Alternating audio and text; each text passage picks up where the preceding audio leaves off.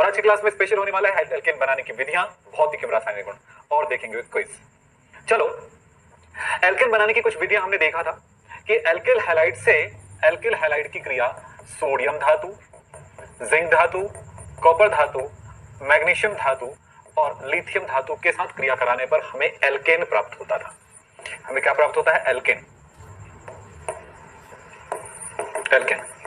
इन विधियों में आपने क्या देखा है?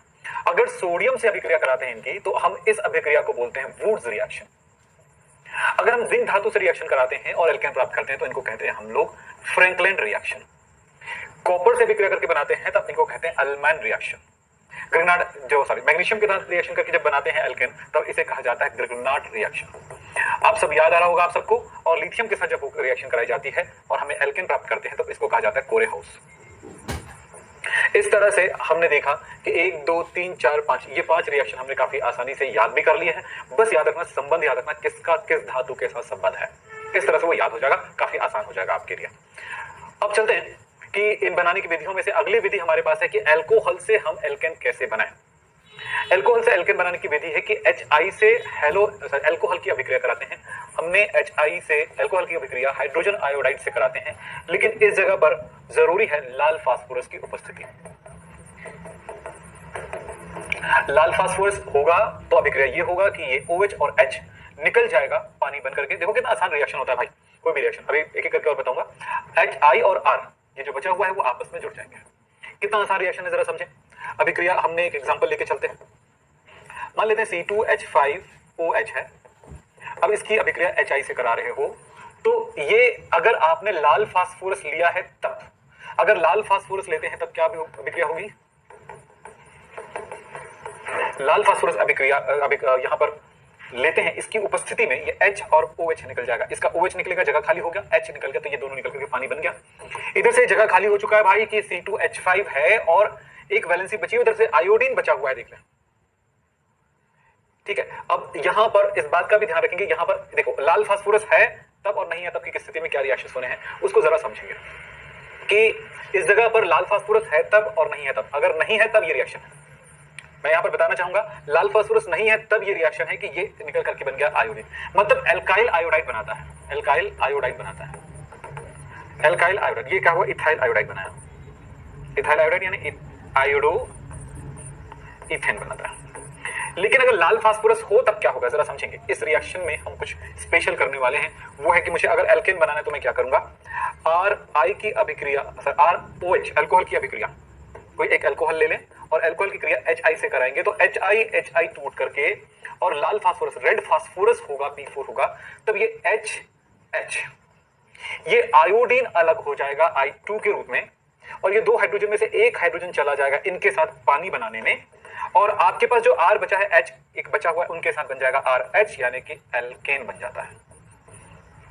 इस अभिक्रिया को और एक एग्जांपल के थ्रू समझ सकते हैं। देखें यहां पर ध्यान दें, C2H5OH की अभिक्रिया HI से करा रहा हूं तो मुझे क्या मिलेगा इसे अभिक्रिया कराने पर, और कब, किस कंडीशन में?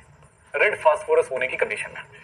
दो HI अभिक्रिया में भाग लेगा और ये टूट जाएगा, आयोडीन अलग कर लेगा I2, प्लस ये OH और एक H निकल जाएगा H2O, और प्लस देखो C2H5 इधर से है और ये H है, C2H6 बन जाएगा, एल्केन बन जाएगा, इथेन बन जाएगा।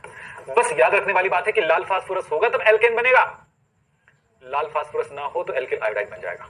यानी अगर इसी अभिक्रिया को, अगर आप समझ रहे हो कि मैंने सीधा सीधा रिएक्शन कराया हो अल्कोहल का, C2H5OH की अभिक्रिया HI से मैंने कराया हो, जरा समझो, तो क्या हुआ? H अलग हो गया, I अलग हो गया।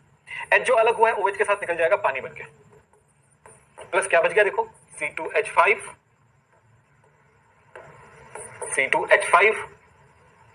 और क्या बचा है इधर से I, ये I जुड़ गया। तो आपने एक चीज तो समझा है कि अल्कोहल की HI से क्रिया से हम दो चीजें बना सकते हैं, बस थोड़े कंडीशन को चेंज करने हैं। अल्कोहल और HI की क्रिया से हम दो चीजें क्रिएट कर सकते हैं, दो तरह के पदार्थ बना सकते हैं, एल्केन बना सकते हैं और एल्किल आयोडाइड बना सकते हैं। इसी बात को यहां पर मैंने आपके लिए लिखा है, यदि लाल फास्फोरस नहीं है तो एल्किल आयोडाइड बनता है, जैसे कि यहां पर लाल फास्फोरस नहीं एल्किल आयोडाइड बना, लाल फास्फोरस नहीं एल्किल आयोडाइड बना। वैसे हम ऐसा लगता था कि इसकी हम कंडीशन पे बात करते हैं, भाई रिएक्शन कैसे होता है? रिएक्शन का सीधा सा मतलब ये है कि भाई ये देखो ये स्ट्रक्चर है, बहुत सारे बच्चे स्ट्रक्चर में भी फंसे रहते हैं तो मैं उन बच्चों को समझाना चाहूंगा, ये है अपने पास, ये है O और H है। एच आई है, एच आई है, ये एच आई है, तो ये OH यहां से ब्रेक हो गया, देखिए यहां से ब्रेक हो गया ये, और यहां से टूटने के बाद जो OH बचा है इसके H को लेकर के निकल गया, तो I जो बचा है वो इस जगह पे आ गया। यही तो रिएक्शन हो रहा है, लेकिन ये तभी हो रहा है जब लाल फास्फोरस नहीं है। लेकिन जब लाल फास्फोरस होगा तो क्या होता है कि लाल फास्फोरस होने की स्थिति में कि जो HI होता है उसे तोड़ देता है, हाइड्रोजन दे देता है। ये चीज मैंने यहां पर लिखा है कि लाल फास्फोरस अभिक्रिया से निकलने वाली I2 गैस से PI3 के रूप में निष्क्रिय हो जाता है। मतलब ये हुआ कि अगर मेरे पास लाल फास्फोरस होगा तो देखो क्या होने वाला है। सबसे पहली बात है कि HI P से, अब देखो HI जो है यहां से HI PI3 बन के निकल गया। अब हमें हाइड्रोजन मिल गया इस तरह से, नवजात हाइड्रोजन। ये नवजात हाइड्रोजन किससे रिएक्शन करेगा? अल्कोहल के साथ। और देखो ये H, 2 H की आवश्यकता है, एक H इनको ले लेगा, इस एक H और OH पानी बन के निकल गया, और एक H बचा जो इनके साथ चला गया, R क्या बन गया? RH, ये एल्केन बन गया। बोलोगे सर 3 हाइड्रोजन आया था तो 2 का हम क्या? भाई बैलेंस कर लो ना, 3 हाइड्रोजन के हिसाब से इनको 2 से बैलेंस गुणा कर दो और इसको 3 से गुणा कर दो, क्योंकि 3 बार हाइड्रोजन मिलता है तो 3 दूनी 6 हाइड्रोजन ये हो गया, 3 दूनी 6 हाइड्रोजन ये हो गया, और यहाँ पर हाइड्रोजन भी 3 दूनी 6 हो गया, 6 हाइड्रोजन बनता है, 6 हाइड्रोजन ले जाता है। तो इस तरह से रिएक्शन में अगर देखें तो पूरा रिएक्शन आपके सामने रखा हुआ है। अगर मैं इसको एक लाइन में लिखूं तो क्या लिखूंगा? 3 दूनी 6, 6HI की अभिक्रिया जो हो रही है अल्कोहल 3 और OH के साथ हो रहा है, फिर ये PI3 बन गया।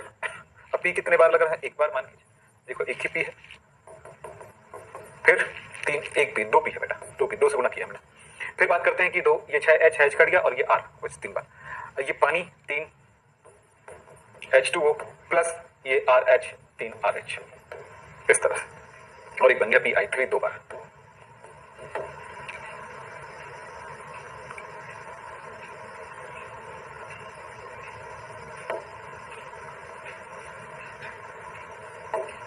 दो बार PH, 2 बार कौन सा? PI3, इस तरह से। तो मुझे लगता है कि यहां पर अगर किसी तरह की कोई तकलीफ नहीं हो रहा है तो रिएक्शन करना आपके लिए आसान हो गया। काफी इजी रिएक्शन आपके सामने है जो देखने को मिल रहा है। तो 2 बातों को ध्यान रखिए, कंडीशन क्या है, आपको बनाना क्या है, इसका अनुसार आप कंडीशन लेंगे। तो कंडीशन क्या है? लाल फास्फोरस होगा तो एल्केन बनेगा, और लाल फास्फोरस नहीं होगा तो एल्किल आयोडाइड बनेगा HI की अभिक्रियाओं के द्वारा। हम यहां पर पढ़ते हैं एल्केन बनाने की विधि में कार्बोक्सिलिक अम्ल के सोडियम लवण से। कार्बोक्सिलिक अम्ल के सोडियम लवण से मैं 2 प्रकार की अभिक्रिया बताऊंगा। एक अभिक्रिया है विकार्बोक्सिलीकरण, जिसको कहा जाता है डीकार्बोक्सिलेशन। Decarboxylation,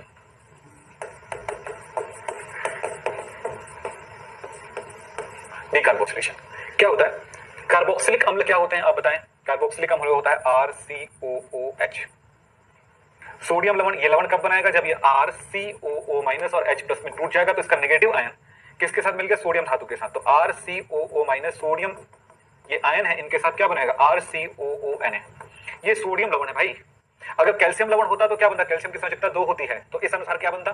RCOO minus. ध्यान दो, अधिकांश बच्चों को यहीं पे गड़बड़ाता है। कैल्शियम एसिटेट या कैल्शियम का लवण होगा, सोडियम का लवण होगा, पोटेशियम का लवण होगा, सब जगह पे एक ही फॉर्मूला लिख देते हैं। जैसे मैं आप से पूछूंगा यहां पर कि ये सोडियम का, मैं यहां पर बताना चाहूंगा CH3, इसके एग्जांपल में यहां पर CH3 ले लूंगा R की जगह, तो CH3 COONA, ये एसिटेट है और ये हो गया सोडियम, तो ये क्या कहलाएगा? Sodium acetate. मैं आप में से कई बच्चों से पूछना चाहता हूं, लगभग सभी बच्चों से पूछना चाहता हूं कि भाई सोडियम एसिटेट का फॉर्मूला ये है, तो कैल्शियम एसिटेट का फॉर्मूला क्या होगा? एल्यूमिनियम एसिटेट का फॉर्मूला क्या होगा? जिंक एसिटेट का फॉर्मूला क्या होगा? लेड एसिटेट का फॉर्मूला क्या होगा?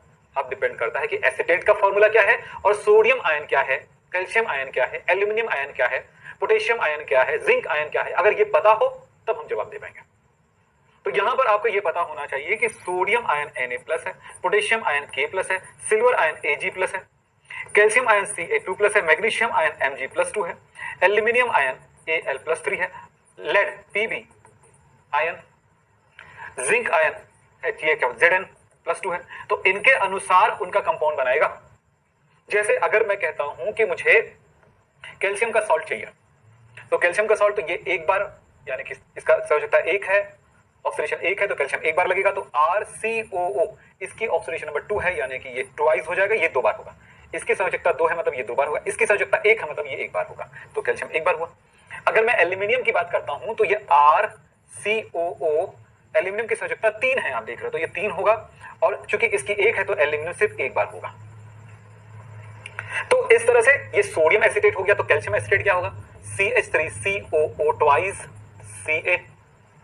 एल्यूमिनियम एसिटेट क्या होगा, CH3, ये एसिटेट है बेटा, ये एसिटेट है, कौन सी चीज एसिटेट है, CH3COO माइनस एसिटेट है, एसिटेट आयन है, हम इसको कार्बोक्सिलेट आयन कहते हैं।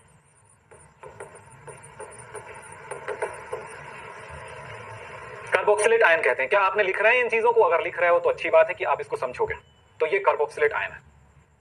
एसिटेट आयन में क्या होगा, CH3COO माइनस होता है, और मैं एल्यूमिनियम एसिटेट की बात कर रहा था, ये कैल्शियम एसिटेट है, ये जिंक एसिटेट है, ये लेड एसिटेट है, लेड की संयुक्ता 2 है तो lead acetate Pb, silver acetate CH3COO Ag। अब आप ये समझ सकते हो कि संयोजकताएं बहुत मायने रखता है, ऑक्सीडेशन नंबर बहुत मायने रखता है। सारे बच्चों को ये बताया, अब तो क्लियर है ना, क्योंकि शुरू से पढ़ रहे हो कोई तकलीफ नहीं होगा, बस याद रखना कि शुरुआत की क्लासेस से ही आप आगे बढ़ते हुए जाना, छोड़ना नहीं शुरू की क्लासेस, क्योंकि वही है आपको बहुत कुछ सिखाता है। तो चलिए साहब, हम बात कर रहे थे आगे, इन सारी चीजों को नोट जरूर कर लिया करें, अगर भूल गए या नहीं समझ पाए तो मुश्किल होगा। तो हम यहां पर जो बात कर रहे थे किससे रिलेटेड है, ये है कार्बोक्सिलिक अम्ल के सोडा लाइम के साथ। तो कार्बोक्सिलिक अम्ल के सोडियम लवण से, सोडियम लवण के सोडियम, कार्बोक्सिलिक अम्ल के सोडियम लवण को सोडा लाइम के साथ गर्म करते हैं। यहां पर कुछ चीजें और जानने वाली बात है कि सोडा लाइम क्या होता है, हम आपको बताना चाहेंगे, यहां पे पूरी बातें लिखी हैं। अब यहां पर सोडा लाइम की बात करते हैं। सोडा लाइम, सोडा लाइम होता है NaOH प्लस CaO का मिश्रण, यह है सोडा लाइम। कार्बोक्सिलिक अम्ल में कोई भी कार्बोक्सिलिक अम्ल का सोडियम लवण लेता हूं, कार्बोक्सिलिक एसिड का सोडियम लवण RCOONa होगा। इसकी अभिक्रिया कराऊंगा मैं, इसको गर्म करूंगा सोडा लाइम के साथ, तो RCOONa को सोडा लाइम के NaOH की अभिक्रिया में भाग लेगा। सोडा लाइम क्या होता है, सोडा लाइम ये होता है NaOH प्लस CaO, इनके साथ मैं गर्म कर रहा हूं। गर्म करूंगा तो मुझे क्या मिलेगा, ये देखिए बिल्कुल आसान सी चीजें देखने को मिलेगा। देखिए ये दोनों सोडियम और ये कार्बन, ये कार्बन को लेकर के निकल जाएगा। देखो एक, दो सोडियम, एक कार्बन और 3 ऑक्सीजन, तो क्या बना Na2CO3, सोडियम कार्बोनेट बन गया। प्लस क्या बचा है, देखो R बचा इधर से और इधर से बचा H, ये दोनों जुड़ जाएंगे तो ये बन गया RH, ये है एल्केन। इस विधि से प्राप्त होने वाले एल्केन में कार्बन की संख्या सम तथा विषम दोनों हो सकता है। इस विधि से प्राप्त एल्केन में कार्बन की संख्या सम तथा विषम दोनों हो सकता है।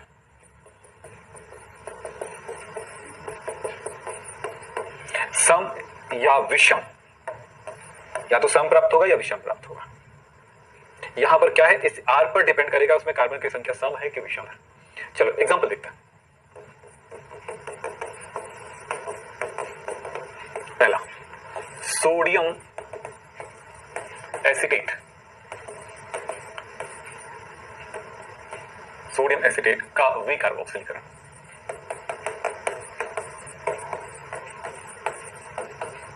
यहां पर बेटा एक शब्द आता है कि विकार्बोक्सिलीकरण क्यों कहते हैं, ये भी आपको यहां पर पता चलेगा।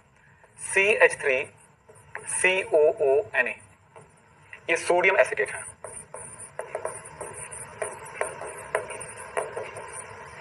इसको सोडा लाइम के साथ गर्म करेंगे, NaOH प्लस CaO, इसको कहा जाता है सोडा लाइम। याद रखें, इनके साथ हम गर्म कर रहे हैं। वैसे ये भी ठोस पदार्थ है, ये भी ठोस पदार्थ है, इनके साथ हम गर्म कर रहे हैं। तब ये क्या होने वाला है आपको पता है ना, कि सोडियम कार्बन को लेकर के कार्बोनेट बनाता है, इतना ये अलग हो चुका है। तो क्या बना बताओ, ये बन चुका है Na2CO3। बच क्या गया, CH3 इधर से बचा हुआ है, H इधर से बचा हुआ है, CH4 बना, मीथेन बन गया। अगर आपको इथेन बनाना है तो इसको बड़ा रखना पड़ेगा। देखें sodium propionate,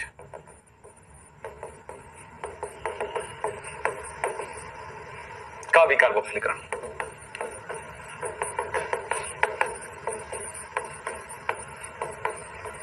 sodium propionate formula क्या होगा? C2H5COONA। देखो बेटा ये कार्बोक्सिलिक पार्ट है, क्यों? क्योंकि ये CH3COOH इस भाग को हटाया गया है। ये एक्चुअली बना कैसे? ये बना कैसे? इनकी अभिक्रिया अगर आप NaOH से करा दो तो ये बनेगा पानी, और ये H और ये OH पानी बनकर निकल गया।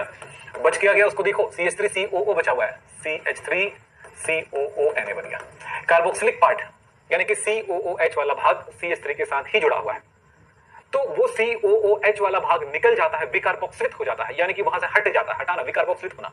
तो इस तरह से डिकार्बोक्सिलेशन कहलाता है, विकार्बोक्सिलीकरण कहलाता है ये अभिक्रिया। तो वो हट जाएगा। यहां पर भी देखिएगा सोडा लाइम में से इनके साथ सोडियम हाइड्रोक्साइड और कैल्शियम ऑक्साइड, इनमें से ज्यादा रिएक्टिव होता है सोडियम हाइड्रोक्साइड, वो इनके साथ अभिक्रिया में भाग लेता है। तो सोडा लाइम, ये है सोडा लाइम, इनके साथ हमने इसको गर्म किया तो सोडियम हाइड्रोक्साइड इनके साथ अभिक्रिया करता है। यहां से यहां तक की ये चीजें आपस में जुड़ करके एक अकार्बनिक पदार्थ यानी कि सोडियम कार्बोनेट बना करके ठोस रूप में अलग हो जाता है। बच क्या गया? C2H5 बचा है, इधर से H बचा है, तो ये बन गया C2H6। इस तरह से ईथेन बन गया, यानी कि एल्केन बन गया। तो एल्केन बनाने की विधि आपने देखा विकार्बोक्सिलीकरण विधि द्वारा। एल्केन बनाने की विकार्बोक्सिलीकरण विधि आपको समझ में आया कि विकार्बोक्सिलीकरण क्यों कहते हैं। आप जरूरी नहीं कि यही बस लें, आप एरोमेटिक कंपाउंड भी ले सकते हो। तीसरा सोडियम बेंजोएट का, सोडियम बेंजोएट के विकार्बोक्सिलीकरण से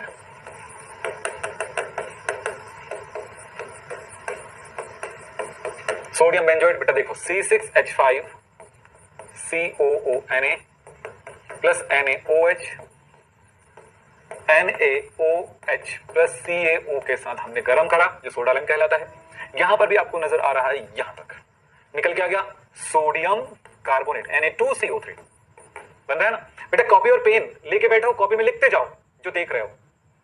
अब मेरे से पहले रिएक्शन करके देखो, आप सीखोगे। चलो हो गया, C6H5 बचा हुआ है, H जुड़ जाएगा तो क्या बन गया? C6H6 बेंजीन बन गया है, बेंजीन ये बन गया। पहले ये क्या था? पहले ये था COO माइनस Na प्लस, ये था सोडियम बेंजोएट, अभी वो बन गया बेंजीन। हमने इस भाग को हटा दिया, यानी कंप्लीट ये पार्ट हट गया, इसकी जगह H आके जुड़ गया और इस तरह से बन जाता है बेंजीन। विकार्बोक्सिलीकरण कहलाता है, बहुत इंपॉर्टेंट रिएक्शन है, बहुत जगहों पर काम आएगा। अगला चलते हैं कोल्बे की विद्युत अपघटनी अभिक्रिया द्वारा। कोल्बे की विद्युत अपघटनी अभिक्रिया के द्वारा हम प्राप्त करते हैं एल्केन। यहां पर जो एल्केन प्राप्त होगा उसमें एल्केन पर कार्बन सम संख्या में होती है, यहां पर विषम संख्या में नहीं प्राप्त होगा। तो जरा थ्योरी लिख लेते हैं छोटा सा।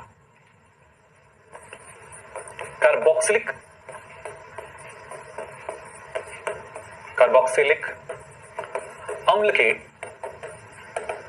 सोडियम लवण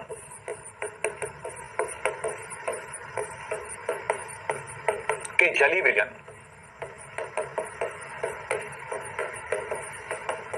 के विद्युत अपघटन से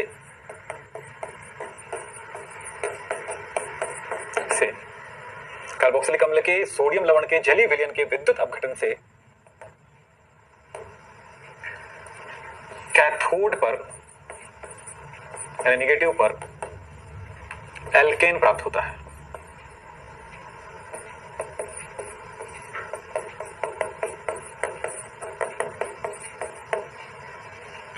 जिसमें कार्बन सम संख्या में होता है।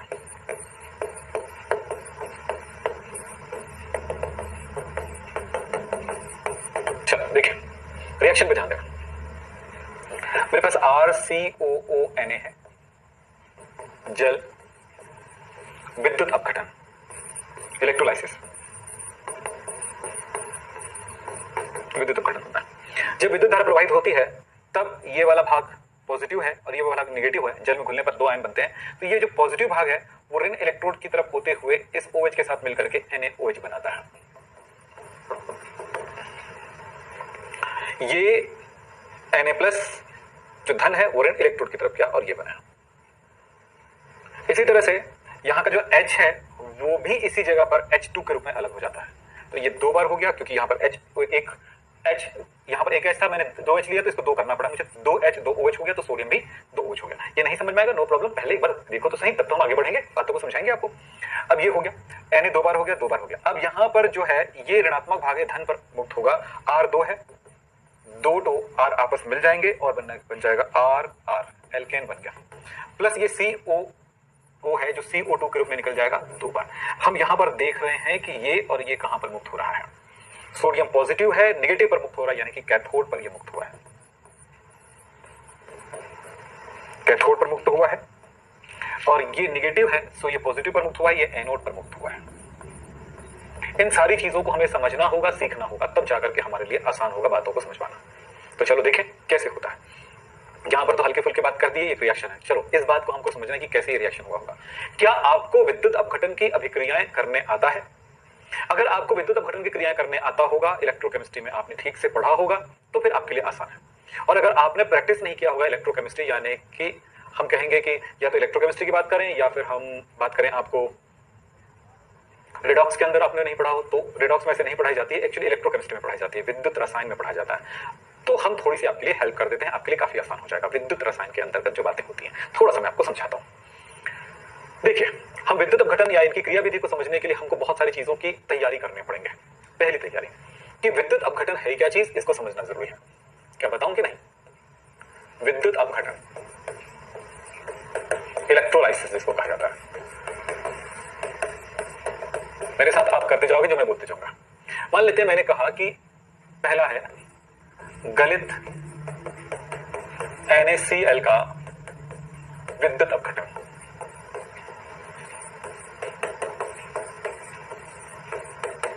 गलित NaCl का विद्युत अपघटन। मुझे कोल्बे की विद्युत अपघटन इस अभिक्रिया को समझाने के लिए आपको यह जानकारी होनी चाहिए। अगर यह जानकारी नहीं है, यह काम करने नहीं आता है, तो मुझे समझाना आपके लिए तकलीफ हो जाएगा। सो मैं थोड़ी सी इसके बारे में आपको जानकारी दे रहा हूं, इसको आप करके देखिए, एक बार बना के तो देखिए कि विद्युत अपघटन कैसे करते हो। अगर थोड़ी बहुत आता होगा तो करके देखिए, नहीं आता हो तो मैं आपको कराने वाला हूं। एक बार करके देखिए और बताइए कि आप विद्युत अपघटन की क्रियाओं को करा पाते हैं कि नहीं करा पाते हैं। जैसा भी होगा आप बना के बताइए मुझे, और उसकी मैकेनिज्म करके देखिए क्या मिलता है, वो भी मुझे बताइए, फिर मैं आगे बढ़ के आपको समझाऊंगा इसको। चलो देखो और बताओ जल्दी से। तो बताइए कैसे किया आपने NaCl। देखो सबसे पहली बात है कि जो भी विद्युत अपघटन होगा वो सिर्फ आयनिक यौगिकों में ही होगा, ससंयोजी यौगिक में संभव नहीं है, क्योंकि ससंयोजी यौगिक में धन या ऋण भाग नहीं होते हैं। तो धन या ऋण आयन होगा तभी उसमें जो आयन्स होंगे वो इलेक्ट्रोड की ओर गति करेगा। जैसे देखिए यहां पर क्या हुआ कि मैंने एक पात्र लिया है, एक बर्तन लिया है कांच का, ये लीजिए बर्तन, कांच के इस बर्तन में मैंने NaCl का गलित लिया है, मतलब NaCl को पिघलाया है, यह है गलित NaCl। इसका मतलब क्या है? इसका मतलब यह है कि जब NaCl पिघल जाता है तो उसमें Na प्लस और Cl- दो अलग आयन होते हैं। तो इसमें दोनों आयन हैं, इसमें दो इलेक्ट्रोड लगा दिया, दो धातु के रॉड डाल दिए या ग्रेफाइट का रॉड डाल दिया। अब इसमें विद्युत धारा प्रवाहित करूंगा, मैं किसी सेल को जोड़ता हूं,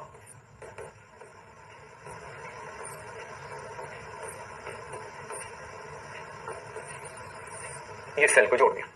सेल को जोड़ने से क्या होगा? सेल से इलेक्ट्रॉन जो है इस दिशा में माइनस से होते हुए इधर इलेक्ट्रॉन आके प्रवेश करता है, और इस तरह से चूंकि ऋणात्मक इलेक्ट्रोड से जुड़ा हुआ है इसलिए इलेक्ट्रोड ये ऋणात्मक होगा। ये यहां से इलेक्ट्रॉन निकलेगा और इस तरफ जाएगा, इलेक्ट्रॉन निकल रहा है, और ये चूंकि धन से जुड़ा है इसलिए पॉजिटिव, इलेक्ट्रॉन यहां से निकल रही इसलिए पॉजिटिव हो रही है। ये भी एक तरीका बोलने का, ये प्लस। तो धन से जुड़ा हुआ रॉड धन इलेक्ट्रोड और ऋण से जुड़ा हुआ ऋण इलेक्ट्रोड। अगर आपने रेडॉक्स पढ़ा है, इलेक्ट्रोकेमिस्ट्री पढ़ा है, तो दो चीजें बहुत जरूरी है जानना कि जिस इलेक्ट्रोड पर ऑक्सीकरण होता है वो एनोड होता है, जिस इलेक्ट्रोड पर अपचयन होता है वो कैथोड होता है। फिलहाल विद्युत अपघटन की क्रियाओं में ऑक्सीकरण धन पर होता है इसलिए इसे एनोड कहा जाएगा और इसको कैथोड कहा जाएगा। चलिए फिलहाल हमने देखा इस गलित NaCl में Na प्लस धन आयन और Cl माइनस ऋण आयन है।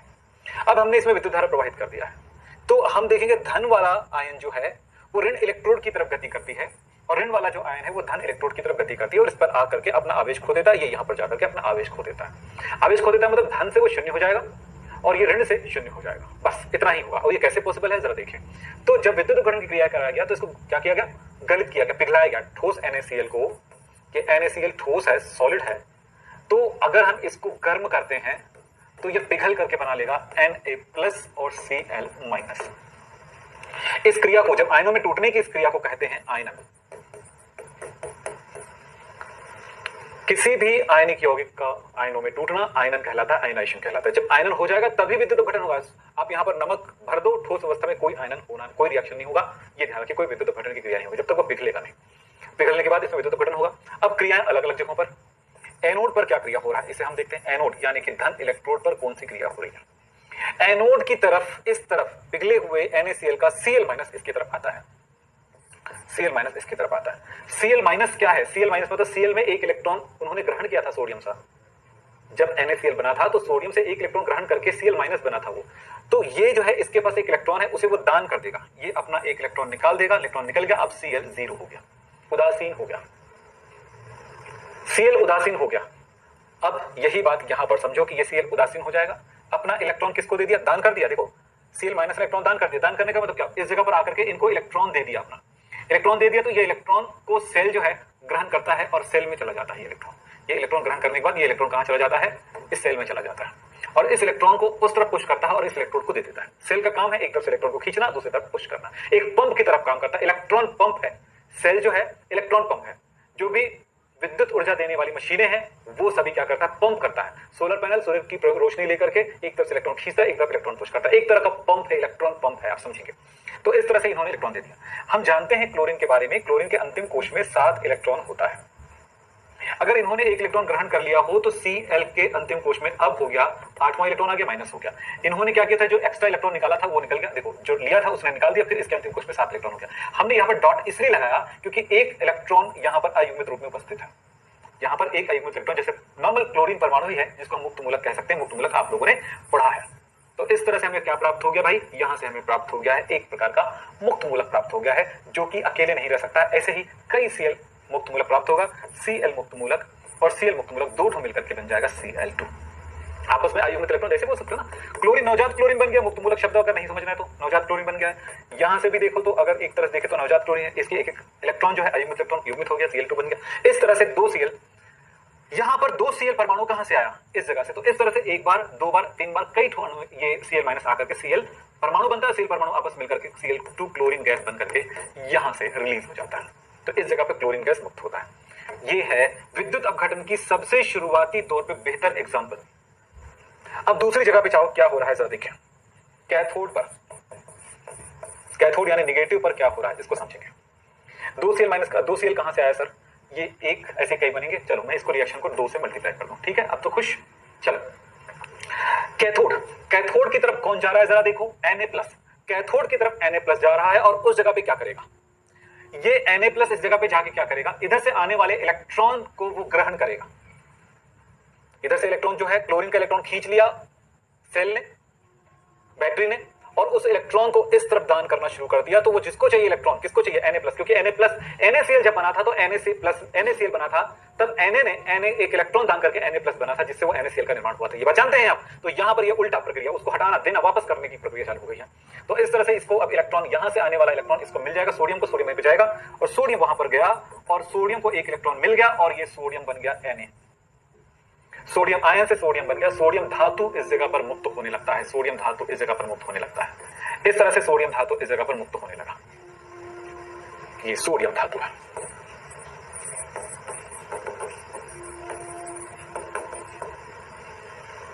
ये हो गया काम। तो NaCl का विद्युत अपघटन में क्या हुआ? दो।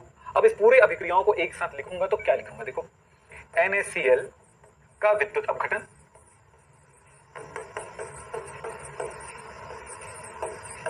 गलित है ये,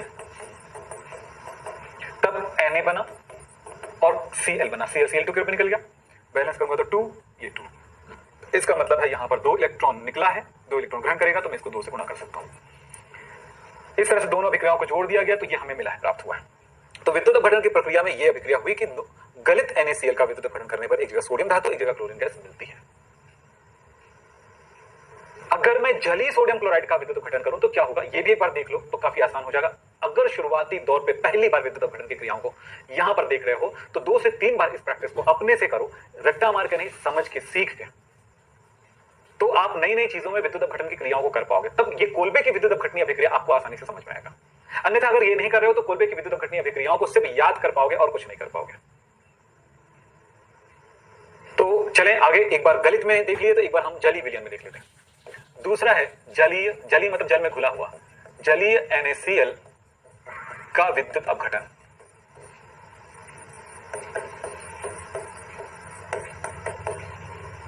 सबसे पहले क्या होगा, आयनन होगा। तो NaCl को मैंने जल में घोला है, पिघलाया नहीं, जल में घोला है, तब Na प्लस और Cl माइनस बनेगा। जो आयन है वही बनेगा, चाहे पिघलाओगे चाहे आप घोलोगे पानी में। तब एनोड पर क्या रिएक्शन होगा, एनोड है पॉजिटिव, इस पर क्या रिएक्शन होगा, तो इसका Cl माइनस एनोड की तरफ आएगा, धन की तरफ आएगा, Cl माइनस एन इसकी तरफ आया, और उस जगह पर आकर के, इसकी जगह पर आकर के इसको इलेक्ट्रॉन दे देता, मतलब अपने से इलेक्ट्रॉन निकाल दिया और क्लोरीन गैस बन गया। Cl बना, Cl दो मिलकर के Cl2 बना लेगा, तो इसलिए मैंने 2 लिख दिया डायरेक्ट। तो ये दो बार क्लोरीन गैस जल में नहीं घुलती है, बहुत कम घुलती है, सो ये क्लोरीन गैस के रूप में निकल जाता है। अब दूसरा है कैथोड पर, नेगेटिव पर ऋण की तरफ Na प्लस आएगा और एक इलेक्ट्रॉन ग्रहण कर लेता है और बना लेगा Na धातु। सोडियम धातु के बारे में जानते हो, यहां सोडियम धातु बनेगा, पर आपने नमक को जल में घोला है और जल में ही ये क्रिया हो रही है। सोडियम धातु के बारे में जानते हो कि सोडियम धातु में पानी डालने पर या पानी में सोडियम धातु डालने पर बहुत ज्यादा क्रियाशील है, आपस में तेजी से रिएक्शन कर लेता है। इतनी तेजी से रिएक्शन होता है कि बहुत ज्यादा गर्मी भी पैदा होती है, हाइड्रोजन गैस भी पैदा होता है और उस टाइम पे आग भी लग जाती है। इतनी तेजी से रिएक्शन होता है। जब ये रिएक्शन इतनी तेजी से हो रहा है तो ये रिएक्शन पानी के पास ही है, तो वो वहां पर गलित में था तो कुछ पानी वानी था नहीं, तो रिएक्शन करने वाली बात नहीं थी। ये यहीं पर अगर ये पानी में घुला हुआ है तो यहाँ पर सोडियम धातु बनेगा और इसमें पानी भी तो है क्योंकि NaCl को पानी में घुले हुए, तो वो पानी के साथ रिएक्शन करेगा। सोडियम धातु जैसे बनता है वो पानी के साथ रिएक्शन करता है, और पानी के साथ कैसे रिएक्शन करता है, Na जो है पानी का OH ले लेगा, NaOH बना लेगा, Na प्लस OH माइनस होता है ना, इस तरह से OH माइनस बन गया और ये H बच जाता है। H अकेला नहीं रह सकता, हाइड्रोजन गैस के रूप में रहता है, तो ये हाइड्रोजन गैस के रूप में निकलने लगता है। तो ट्वाइस 2, ये पूरा का पूरा रिएक्शन 2 से मल्टीप्लाई। अब क्या दिख रहे हो, अगर मैं दोनों रिएक्शन को जोड़ दूं, क्योंकि ये आधा रिएक्शन है भैया, आधा रिएक्शन पूरा जोड़ूं तो मुझे क्या मिला, 2 NaCl प्लस 2 पानी gives Cl2 plus 2 times NaOH plus hydrogen gas. जो एक रिएक्शन जो हुआ है ये कहां से आ रहा है भाई, इन सबको जोड़ो, ये देखो NaCl एक, तो ये दो ठो आप Cl लिया तो इसको 2 से मल्टीप्लाई कर दिया आपने, तो 2 NaCl है, Cl माइनस 2 है और इधर भी 2 Cl माइनस है, दोनों कट गया, Na प्लस 2 है, 2 से गुणा किया था तो 2 कट गया, फिर बचा क्या है सोडियम, ये यहां से कट गया, अंततः ये 2 ही पानी मिला हमें, 2 पानी हमें रिएक्शन में भाग लिया इससे, और अंत में मिला हमें ये 2 सोडियम, जो सोडियम NaOH बना लिया और NaOH हाइड्रोजन H2S। तो यार एक बार कोशिश तो करो, क्योंकि इसके बाद आप विद्युत अपघटन की क्रियाओं में जाना चाहते हो, आगे कई बार विद्युत अपघटन की क्रिया आपको देखने को मिल सकता है। तो भाई ये रिएक्शन आपको जब तक नहीं आएगा, क्योंकि एक बेसिक रिएक्शन है, इजी वे में रिएक्शन है, हम इतना जानते हैं कि अगर किसी चीज को सीखने हैं तो फिर कई चीजों को हमें पहले से भी जानना होता है, जिसमें इन चीजों को आपको जानना जरूरी है। इसमें प्रैक्टिस करिए, क्योंकि मुझे जहां तक पता है, मैं ये जानता हूं तभी सब जानता हूं विद्युत अपघटन की क्रियाओं को, तो इसके बाद तो कई प्रैक्टिस होगा, कई नई नई चीजों में हमको इस तरह के रिएक्शंस करके देखने होंगे। चलो साहब आगे बात करता हूं मैं, हम विद्युत अपघटन की कोलबे अभिक्रियाओं को हम एक बार समझें पूरी तरह से, इस अभिक्रिया को समझें और इसकी क्रिया विधियों को भी हम एक बार देखें। चलिए कोलबे की विद्युत अपघटन अभिक्रिया, कोलबे की विद्युत अपघटन अभिक्रिया। कार्बोक्सिलिक अम्ल के सोडियम लवण का विद्युत अपघटन कर रहे हैं तो क्या होगा, तो चलो एक इस जगह पे देखें, RCOONA का जल के साथ अभिक्रिया होता है, तब इसके दो अणु क्या रिएक्शन करके बनाएगा, R बनाया, CO2 बनाया, NaOH ये 2 बार बना, NaOH भी 2 बार बना और H2 गैस भी बना, ये रिएक्शन हो रहा है। पर ये तो ऐसा हो गया ना, अनजान रिएक्शन है, याद किए और हमने लिखा, ये कैसे हुआ होगा, ये रिएक्शन की क्रिया विधि को समझें। चलो मैकेनिज्म, क्रिया विधि, कोई घटना हो रही है तो कितने पदों से होकर गुजर रहा है, इस बात को दर्शाना क्रिया विधि कहलाता है। मैं आपको क्लास लेने आता हूं तो मेरे इस चीज को क्लास लेने में मैंने कितने स्टेप्स का पालन किया है, वो क्रिया विधि है। तो यहां पर वही बात कह रहा है कि रिएक्शन हुआ है तो क्या एक ही बार में ऐसे हो गया, नहीं, कुछ स्टेप्स का पालन करता है। वो कौन कौन सी चीजें हैं जरा समझेंगे। पहला, सबसे पहले ये विद्युत, ये विद्युत अपघटन हुआ है ना, इसको लिख सकते हैं विद्युत अपघटन। सबसे पहले होता है आयनन, कोई विद्युत अपघटन में पहला काम करते हो आयनन, तो ये हुआ RCOONA, पानी में घोले हो तो ये पानी में घुलने पर टूट जाता है धन आयन और ऋण आयन में, Na+ और बाकी हिस्सा, तो RCOO- और Na+ बना। चलिए, अब विद्युत अपघटन होगा तो एनोड पर क्या होगा? एनोड कैसा इलेक्ट्रोड होता है? एनोड होता है धनात्मक इलेक्ट्रोड। हाँ देखो भाई, जो भी कमेंट करो उसमें एक बात है कि नहीं समझ में आया तो एक बात और कहना चाहूंगा, दिल में जो चल रही है उसकी बात बता रहा हूं आपके। जो पढ़ा है पहले उसको 2-3 बार देख लो। किसी भी चीज को सीखने का तरीका होता है, अगर जो चीज पढ़ाया गया है उसे कई बार एक बार कोशिश करिए, नहीं हो रहा है तो वीडियो को पीछे करके करिए। अभी लाइव में हो तब तक की बात नहीं, जब रिकॉर्ड हो जाएगा क्लास उसके बाद आप इसे 2 बार 3 बार बैक करके भी देख सकते हो, लेकिन सिर्फ देखना नहीं है, आपको बनाना है कॉपी में, तब जाकर के आपको 100% क्लियर हो जाएगा। ये बात याद रखिए। कोई भी आदमी ये सोचता है कि एक ही बार में क्लियर हो जाए, ये पॉसिबल नहीं है। आज मेरे 3 स्टूडेंट मिले थे, छोटी सी बात बताना चाहूंगा। 3 स्टूडेंट मिले थे, आपके लिए एक तरह का प्रेरणा होगा। मैंने वही एक बात बोला जो आपको भी बोल रहा था मैं। उसने भी यही कहा कि सर जब हम पढ़ाई कर रहे थे आपके क्लास में तब इस बात का एहसास होता ही नहीं था कि हम बहुत कुछ सीख रहे हैं, बहुत कुछ पढ़ रहे हैं, बहुत कुछ समझ रहे हैं, क्योंकि इतना इजी वे में होता था कि हम उसको लगता था कि हम समझ ही नहीं रहे किसी चीज को। लेकिन आज जब हम कॉलेज में हैं तो केमिस्ट्री का हम टॉपर स्टूडेंट हैं। सारे सब्जेक्ट में हम भले पीछे हो गए हैं लेकिन केमिस्ट्री में हम आज भी टॉपर हैं। यही बात मैं आपको देता हूं कि आपके दिमाग में ऐसी कोई चीज नहीं आनी चाहिए जो नेगेटिव है। इसलिए याद रखो, आप पॉजिटिव वे में सोचें और प्रैक्टिस करें। जितनी प्रैक्टिस हम मैथ्स में करते हैं, जितनी प्रैक्टिस हम फिजिक्स में करते हैं, जितनी प्रैक्टिस अदर सब्जेक्ट में करते हैं, अब उतना ही आपको केमिस्ट्री में लगेगा या उससे भी ज्यादा लगेगा। कई बच्चे मैथ्स वाले ये सोचते हैं कि केमिस्ट्री में मैथ्स की तुलना में ज्यादा प्रैक्टिस है, मैथ्स मेन सब्जेक्ट है तो हम बहुत प्रैक्टिस करेंगे। ऐसा नहीं। अगर आपको मैथ्स में किसी चीज किसी प्रश्नावली को सीखने के लिए, किसी टॉपिक या किसी चीज को सीखने के लिए, प्रैक्टिस करने के लिए अगर 2 घंटे की मेहनत लगती है पर डे, तो केमिस्ट्री में भी 2 घंटे लगेगा, फिजिक्स में भी 2 घंटे लगेगा, बायोलॉजी वाले हो तो बायोलॉजी में भी 2 घंटे लगेगा, हिंदी और इंग्लिश में भी 2 घंटे लगेगा। अगर आपको उसमें परफेक्ट होना है तो वो आपकी क्षमता है कि 2 घंटे में उस चीज को सीख पा रहे हो जिसको आप इजी सब्जेक्ट मान रहे हो या कठिन सब्जेक्ट मान रहे हो। आपका दिमाग है जो किसी सब्जेक्ट को कठिन या सरल नहीं मानता है, लेकिन आप मानते हो, यही गड़बड़ कर रहे हो। ये बात हमेशा ध्यान रखो। इसलिए मैं बार बार बोलता हूं कि आप अपने आप को पहचानो कि किसी चीज को सीखने के लिए आप कितने घंटे का टाइम देते हो। ये नहीं कि 1 घंटे का या 1.5 घंटे का क्लास हुआ, क्लास खत्म हो गया, हमने समझा नहीं समझा, ये डिसाइड बिल्कुल नहीं करना है। उसके पीछे आप उस टॉपिक को आप दोबारा सेल्फ स्टडी में लो, सेल्फ प्रैक्टिस में लो, अभ्यास में लो, तब वो चीजें आपको सीखने का मौका मिलेगा, वो सीख पाओगे। फिलहाल ये आयनन करा दिए, 2 भाग में बढ़ गया।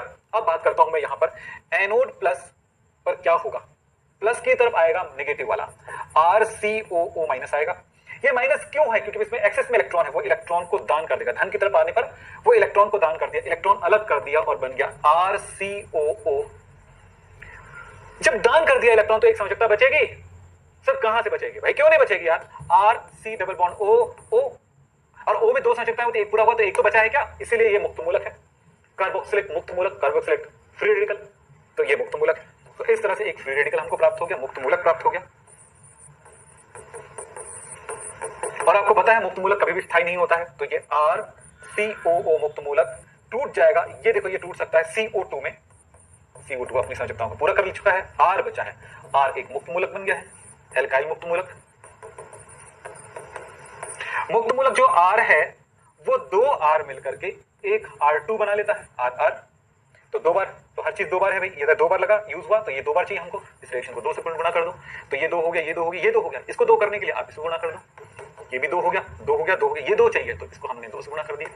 चलिए, 2 से क्यों गुणा किया? कि भाई 2 की मांग कर रहा है। मैंने 2 घर में रोटी बनी, एक मैंने 2 रोटियां खा लिया, कैसे खाया? सारे प्रोसेस डबल हो गया। ठीक है, तो यही बात है इस जगह पे। तो चलो, अब दूसरी बात होने वाली है यहां पर कैथोड पर। कैथोड होगा नेगेटिव, इस पर कौन सा रिएक्शन होगा? इस पर होगा सोडियम धातु है, देखिए आप, पॉजिटिव वाला इसके नेगेटिव की तरफ आया, इलेक्ट्रॉन लिया और बना लिया Na धातु। अब Na+ 2 बार है भाई, मैं 2 कर देता हूं। चलिए, 2 बार 2 बार। अब इसके बाद ये रिएक्शन करेगा कि Na जो है वो पानी के साथ रिएक्शन करेगा, क्योंकि जल विलयन में है, देख लो जल में, तो पानी से रिएक्शन किया और इस तरह से NaOH बन गया। ये रिएक्शन कर चुके हैं थोड़ी देर पहले, और H2 निकल गया गैस। यही रिएक्शन तो आपको मिल रहा है कि देखिए, ये मिला R2, CO2 मिला, देख लो 2 बार CO2, NaOH 2 बार मिला और ये H2। तो कहां पर है? कैथोड पर ये मिला है और एनोड पर ये मिला है, ये सिद्ध होता है। तो इस जगह पर आपको प्रैक्टिस की अच्छी जरूरत है, ये ध्यान रखेंगे हमारी बात है। अब चलते हैं आगे। भौतिक गुण कि एल्केन का भौतिक गुण क्या है, एल्केन कैसे होता है। आपने मिट्टी तेल देखा होगा, कुछ पैराफिन ऑयल देखा होगा, कुछ बॉडी में लगाने के लिए यूज करते हैं। आपने गाड़ियों में डालने वाले ऑयल देखे होंगे। मीथेन गैस आपने शायद ब्यूटेन, मीथेन, ये सब देखे होंगे। नहीं देखे तो सेंस किए होंगे। जैसे हमारे घर में जो गैस होती है एलपीजी, उसमें इथाइल मरकैप्टन मिला होता है, इसलिए स्मेल होता है, इसमें कोई स्मेल नहीं होता। ये रंगहीन, गंधहीन, स्वादहीन होता है। एल्केन जो होता है रंगहीन, गंधहीन, स्वादहीन होता है, ये याद रखेंगे। किसी तरह का कोई गैस नहीं होता, किसी तरह का कोई इसमें स्वाद नहीं होता है, गंध नहीं होता है, रंग नहीं होता है। इसके बारे में ये बात याद रखिए कि जल में अविलेय होता है। आपने पेट्रोल को देखा, पानी में घुलता है क्या? नहीं घुलता है ना। तो ये कैसा होगा? अविलेय होगा, कार्बनिक विलायकों में विलेय होगा। कार्बनिक विलायक ईथर, बेंजीन, टॉलुइन, ज़ाइलिन, ये सब में घुलनशील है। ये तो हमने दो चीजें पढ़ा घुलनशीलता के बारे में। जल में अविलेय है, ये कार्बनिक विलायकों में विलेय है, ये स्वाद में रंगहीन, स्वाद में स्वादहीन, रंग कोई नहीं है, रंगहीन है, और गंध भी इसमें नहीं है, स्मेल भी नहीं है। ऐसा होता है जल के। फिर बात करते हैं कि अणुभार के बढ़ने के साथ साथ इनके गलनांक क्वथनांक के बारे में बात करते हैं। जरा याद रखें, गलनांक की बात करते हैं। जितनी ज्यादा इसमें अणुभार बढ़ता जाएगा, गलनांक क्वथनांक बढ़ते जाता है। यानी ये इसकी संरचना जितनी बड़ी होती जाएगी, उसका गलनांक क्वथनांक बढ़ते जाता है।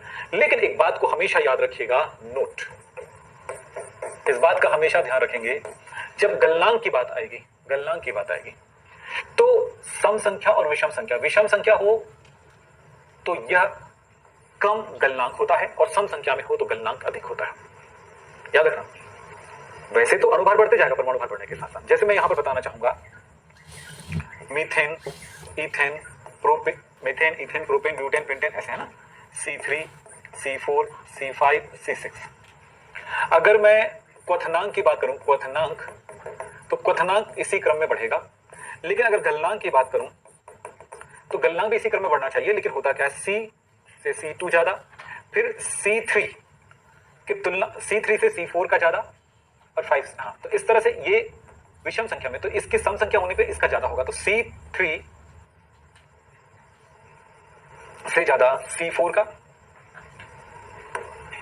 C3 से ज्यादा किसका? C4 का, C4 से ज्यादा C5 का, C5 से ज्यादा C6 का होगा क्या? गलनांक। लेकिन यहां पर याद रखना कि ये 4 से भी कम होगा इसका। तो क्या हो गया देखो, तो C3 और C5 में C4 का ज्यादा होगा, यानी कि C5 C3 ऐसे होगा, ऐसा C4 का होगा। क्या बोला मैंने? ध्यान रखो, C4। अब यहां पर एक बात और ध्यान रखने वाली बात हो जाएगा, इसको जरा समझेंगे। मतलब इसको मैं समझा दूं, पेंटेन और हेक्सेन का एग्जांपल अगर लूं तो किसका गलनांक अधिक होगा? C5 और C6 में C का ज्यादा होगा। लेकिन अगर मैं C7 ले लूं तो किसका ज्यादा होगा? C5 से ज्यादा C7 का होगा, और C7 से ज्यादा C6 का होगा गलनांक। यहां पर ऐसा क्यों होता है, इसको जरा समझेंगे। सम संख्या में गलनांक अधिक होगा विषम संख्या वाले कार्बन वाले एल्केन की तुलना में। कारण यह होता है कि जब सम संख्या में कार्बन होती है तो उसका क्लोज पैकिंग ज्यादा आसान होता है। 1 2 3 4 5 कार्बन, 1 2 3 4 5 6 कार्बन, तो 5 वाले जैसे संकुलित होता है। संकुलित होना मतलब क्या होता है? जो ठोस पदार्थ है उनका आपस में नजदीकी से जुड़ना, वो संकुलन कहलाता है। तो संकुलन अधिक होता है। तो इस तरह से संकुलन किसमें होगा? सम संख्या वाले। यही बात यहां पर देखा गया है कि क्रिस्टल झालक में समाहित होते हैं, यानी उसका अणुओं का संकुलन अधिक होता है। तो मैं यहां पर लिख दूं, सम कार्बन संख्या वाले एल्केन के अणुओं का अधिक संकुलन होने के कारण गलनांक अधिक होता है, गलनांक अधिक होता है। अब एन पेंटेन एन हेक्सेन में एन हेक्सेन का क्वथनांक अधिक होगा, गलनांक अधिक होगा। पर एन हेप्टेन की बात करूंगा तो एन हेप्टेन से एन हेक्सेन का ज्यादा होगा, एन हेप्टेन से एन हेक्सेन का ज्यादा होगा, एन इससे ज्यादा एन, क्योंकि ये विषम संख्या में है, ये सम संख्या में है। ये ध्यान रखिए। कार्बन शाखाओं की संख्या बढ़ने के साथ साथ कार्बन शाखाएं, देखिए अगर मैं इसको कुछ इस तरह समझाऊं तो आप जरा समझें। सी सी सी सी सी 5 कार्बन की एक श्रृंखला है। चलो 6 कार्बन का ले लेता हूं। 1 2 3 4, ये 5, ये बन गया। 1 2 3 4, ये बन गया। 1 2 3 4,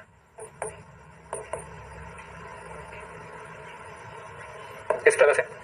तो आप देख रहे हो इसकी तुलना में इसमें शाखाएं अधिक है, इसमें अधिक शाखाएं, इसमें अधिक शाखाएं।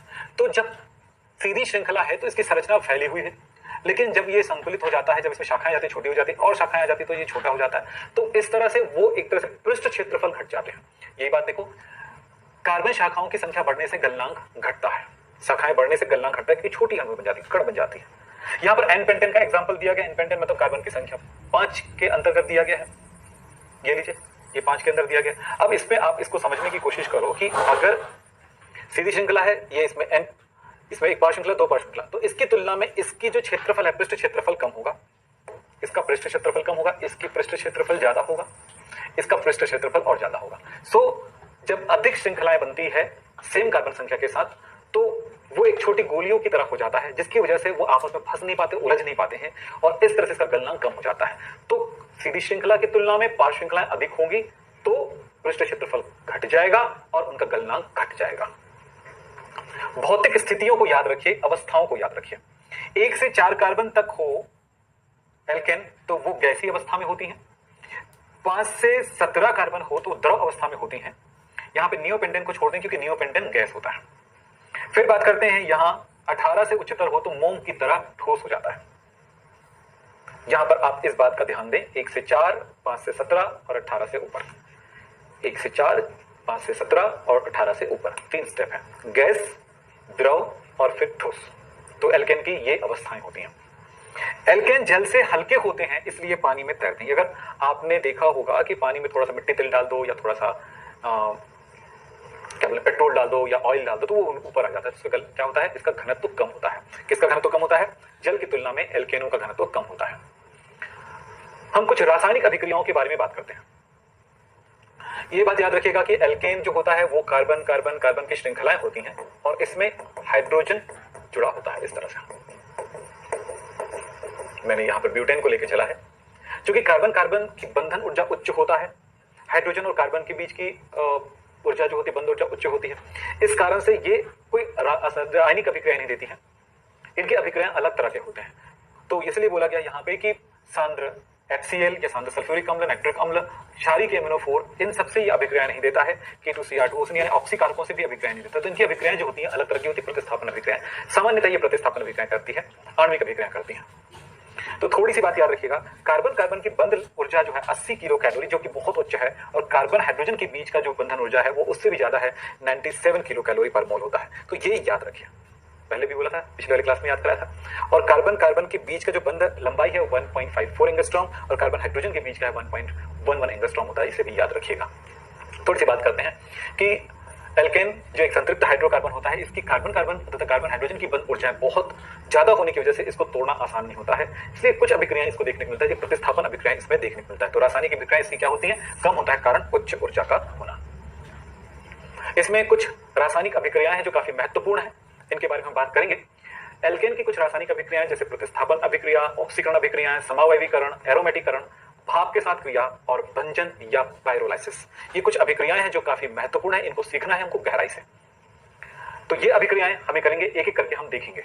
इसमें इन सारी अभिक्रियाओं को, जिसमें प्रतिस्थापन अभिक्रियाएं हैं, जिसमें प्रतिस्थापन अभिक्रियाओं में हम देखेंगे क्लोरीनेशन, जिसको हैलोजनीकरण कहते हैं, नाइट्रेशन, इस तरह की अभिक्रिया देखेंगे, क्लोरीनीकरण, नाइट्रीकरण, सल्फोनीकरण, प्रतिस्थापन अभिक्रियाओं में हम देखेंगे। इसी तरह से कुछ ऑक्सीकरण अभिक्रियाएं देखेंगे कि हाइड्रोकार्बन जो होता है ऑक्सीजन से किस तरह अभिक्रिया करती है, वायु के साथ किस तरह अभिक्रिया करती है और क्या बनाता है। समावयवीकरण यानी एक समावयवी से दूसरा समावयवी का निर्माण कैसे होता है। एरोमेटिकरण यानी कि हाइड्रोकार्बन या एल्केन से एरोमेटिक कंपाउंड का निर्माण किस कारण से होता है, किस तरह से। भाप से क्रिया और भंजन, क्रैकिंग यानी कि बड़ा हाइड्रोकार्बन छोटे टुकड़ों में किस तरह टूटते हैं। इनके सारी रासायनिक अभिक्रियाओं को हम नेक्स्ट क्लास में देखेंगे, लेकिन तब तक हम देखते हैं क्विज। चलो कुछ प्रश्नों का जवाब ढूंढते हैं। पहला प्रश्न हमारे पास है, जिंक कॉपर युग्म व अल्कोहल द्वारा एल्किल हैलाइड के अपक्षयन से क्या बनता है। एल्केन, एल्कीन, एल्काइन या चक्रीय यौगिक। यहां पर आपको दिया गया है जिंक कॉपर युग्म। ये बहुत इंपॉर्टेंट रिएक्शन है, आपको इस क्वेश्चन के साथ जाना है, इसको जानना है, इसको सीखना है अभी। तो चलो बताओ इसका क्या आंसर होगा। तो कोशिश करो, कोई परेशानी नहीं है, कोशिश करो।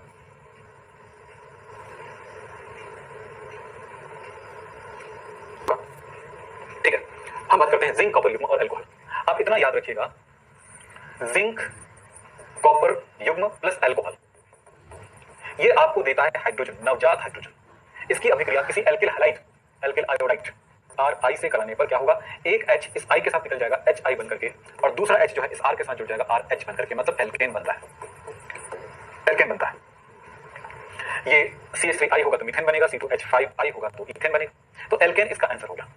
इसके पूरे रिएक्शन को अगर हम समझना चाहें तो कुछ ऐसा हुआ है इस जगह पर, जिंक कॉपर युग्म यानी कि जिंक कॉपर मिश्र धातु का जो जिंक धातु होता है इस कंडीशन में एल्कोहल के साथ कुछ इस तरह का रिएक्शन करता है, ROH अल्कोहल है।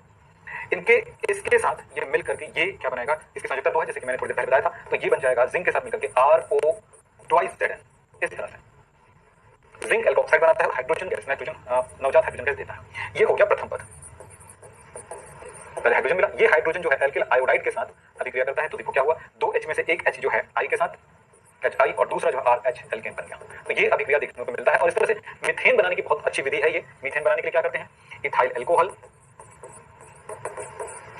प्लस जिंक कॉपर युग्म के मिश्रण में हम डालते हैं, इसको गर्म करते हुए इसमें हम डालते हैं R, मैं यहाँ पर लिखूँ CH3I methyl iodide, methyl iodide CH3I इस कंडीशन में, तो हमें प्राप्त हो जाएगा, यहाँ से मिलता है हाइड्रोजन, तो ये मिल जाएगा HI plus CH4, methane gas प्राप्त होता है। तो मीथेन गैस प्राप्त करने की ये विधि में उपयोग किया जाता है इसको। तो चलो अब अगले प्रश्न की तरफ चलते हैं। निम्न किसको एकल लवण लेकर, निम्न में से किसका एकल लवण लेकर कोल्बे विद्युत अपघटन विधि से नहीं बनाया जा सकता। इसमें से कोई एक लवण लेकर के हम क्या नहीं बना सकते हैं, इनमें से इन चीजों को नहीं बना सकते हैं। मीथेन C2H6 C4H10 और H2 में से नहीं बना सकते हैं क्या, कोल्बे की विद्युत अपघटन विक्रिया के द्वारा हम नहीं बना सकते हैं। इसमें से कौन सी चीज है जिसे नहीं बनाया जा सकता है, चलिए बताइए।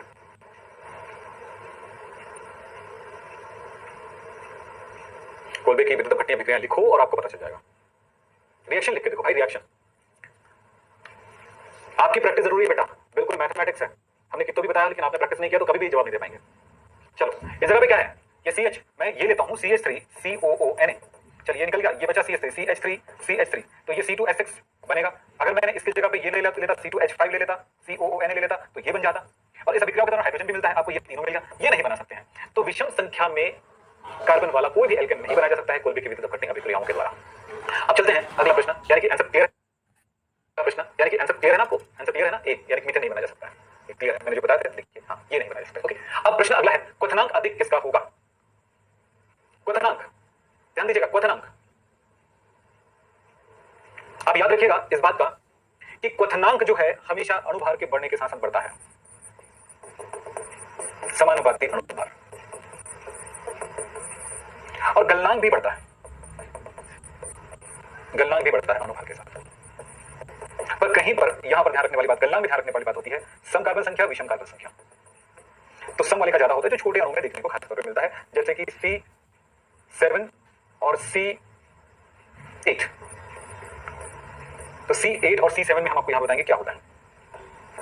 C7 यहां पर लिख दो मैं C6 और C7 में C7 का ज्यादा होगा गलनांक, जबकि होना किसका C7 था, गलनांक की बात है तब। लेकिन अगर मैं C8 और C9 की बात करूं तो कम नहीं होता, इसका ज्यादा ही होता है गलनांक। क्वथनांक की बात करूंगा तो क्वथनांक भी C8 की तुलना में C9 का ज्यादा होता है, यानी ऑक्टेन की तुलना में नोनेन का ज्यादा होता है। ऑक्टेन का गलनांक होता है 125.6 डिग्री सेल्सियस और नोनेन का होता है 150.7 डिग्री सेल्सियस। ध्यान रखिएगा ये गलनांक है, क्वथनांक है इसका, ये क्वथनांक। तो समझ लो कि भाई किसका ज्यादा है, नोनेन का ज्यादा है, बी ऑप्शन राइट, याद रखिए इस जगह पर ध्यान रखिए। हाइड्रोकार्बन का हमने दो लेक्चर देख लिए हैं, अब लेक्चर 3 में पढ़ेंगे एल्केन के रासायनिक गुण, जो काफी महत्वपूर्ण है। यहाँ पर रासायनिक गुणों को स्पष्ट तौर पे देखिए, काफी मैकेनिज्म के साथ। आज भी मैंने कुछ